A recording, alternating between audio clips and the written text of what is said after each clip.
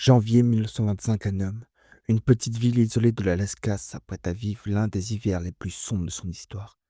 Une épidémie de diphtérie vient d'éclater, le diagnostic est sans appel. Sans sérum, la population et surtout les enfants seront décimés.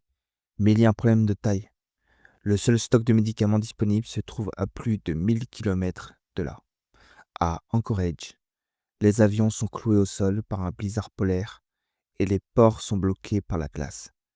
La seule solution, le traîneau à chiens, ce que l'on appelle la grande route de la miséricorde, s'organise en urgence. Un relais de 20 musher et de 150 chiens se met en place pour transporter la précieuse caisse de sérum. Le trajet habituel prend 25 jours. Il n'en manque que 6 avant que le sérum se périme. Par température chutant à -50 et des vents hurlants, ces équipages vont accomplir l'impossible. Mais un nom va entrer dans la légende, Balto.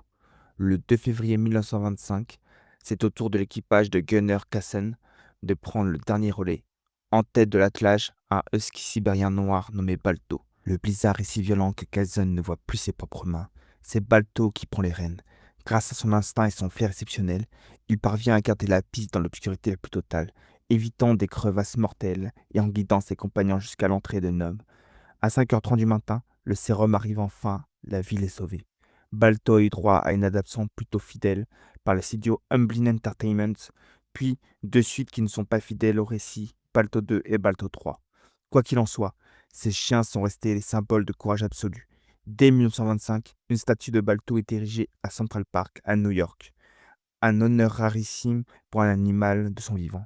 Aujourd'hui, vous pouvez encore voir Balto dont le corps est préservé au musée d'histoire naturelle de Cleveland, une histoire qui nous rappelle que parfois, le destin de milliers de personnes peut dépendre de la truffe et du courage d'un seul animal.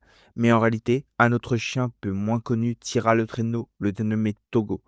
Si vous voulez qu'on vous en parle, n'hésitez pas à nous le dire en commentaire. Et vous, connaissiez-vous cette histoire?